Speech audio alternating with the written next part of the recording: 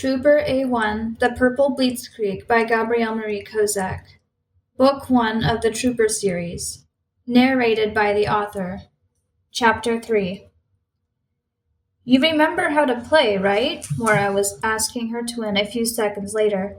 He'd gotten off the bench and walked onto the volleyball court, pushing his jacket hood back. Now he smiled tentatively. Are you sure about this? I'll lose the game on you. You can't lose forever, Mora laughed. You'll get lucky sometime. Connor didn't look too sure of that, but obligingly he took up a stand in the center of their side of the court where Lucinda directed him.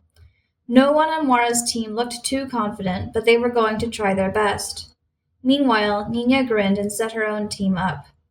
Mora, you're serving first, Lucinda called out. Mora darted over to the serving position with the ball. Play by time or by score, Nina shouted. Feeling small in the center of their half of the volleyball court, Connor flexed, trying to prepare himself for the action he knew was coming, just as soon as the game started. Score, Lucinda, the captain of the team Mora was on, decided. 15. Here goes a flunk, Mora heard Connor mutter. She stopped bouncing the ball and turned to look at him. He shaded his eyes with his hand to look back at her. Chin up, Trooper, and let's go crush this, she grinned. Connor grinned back, a half-hearted grin that didn't take over his face like Mora's did hers. But it was good enough for his energetic, optimistic twin. Are we playing? Someone called impatiently from the opposing team. Lucinda, playing behind Mora, tapped her shoulder. Come on, let's start. Later. This makes 14, Nina yelled triumphantly about 20 minutes later as the ball hit the ground just beyond Mora's desperate slide and rolled away almost nonchalantly. Lucinda ran after it. Mora's outfit was dustier than it had ever gotten, which actually said a lot, and she was panting. She wanted so much to win this game and prove to Connor that it could be done. You're only 1 point ahead, she gasped out. Connor, it's your turn to serve, Lucinda announced, tossing the ball to him. Connor's hands flew out in an effort to catch the ball. It flew through them and into his stomach, knocking the air out of him before rolling down to the ground. Quickly he bent down and grabbed it, getting into serving position.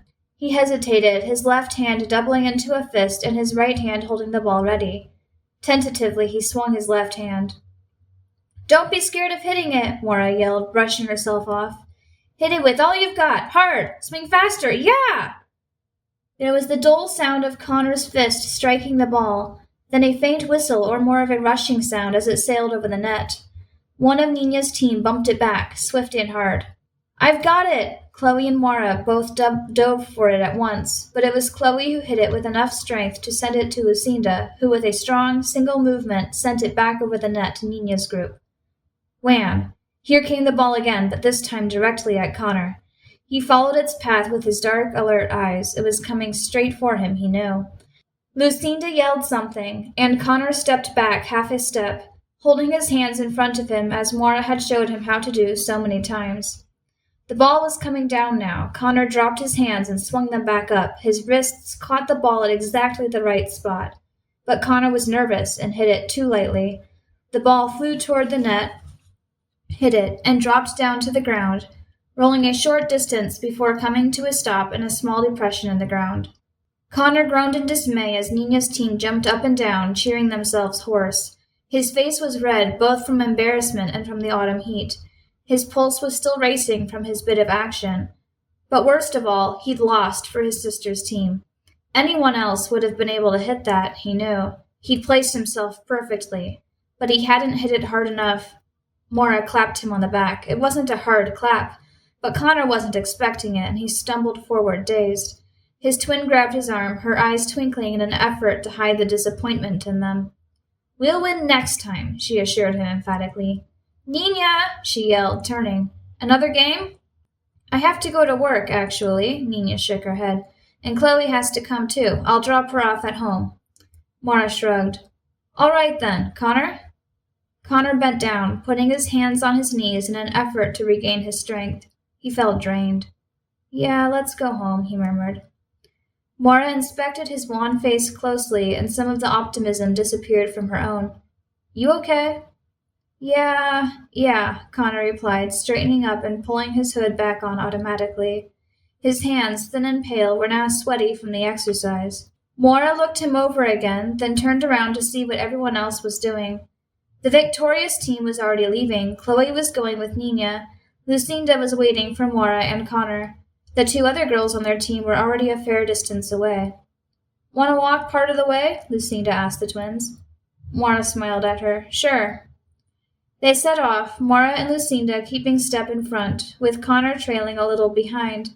The broiling sun looked down on the three as they crossed the court and headed out of the school grounds entirely. They passed a game of high school football. Connor glanced at the boys almost wistfully. He probably could have signed himself up for the team a few weeks ago at the beginning of the school year, but experience had taught him only too well the bitter lesson that boys of his lack of strength and weight were entirely not wanted in rough and tumble games like football. He hurried his pace, staring at Mora's back while she talked with her best friend. Mora was the older twin by only 5 minutes, but those 5 minutes made a world of difference when they were coupled with the popularity, talent, strength, and agility that Mora had and Connor didn't. She was always so mother ducky, even getting bossy and domineering at times. She totally outshone her younger twin. But for all that, she never really tried to force him to do anything. Because it wouldn't have worked. Though the twins didn't have much in common physically, they both had strong wills, and Connor's was actually stronger than Mora's.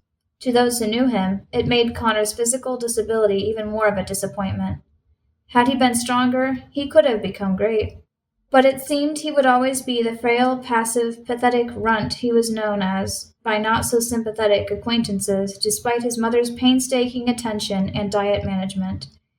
Indeed, it almost seemed that Connor couldn't care less. He did care, nonetheless, but he preferred to keep his one ambition to himself.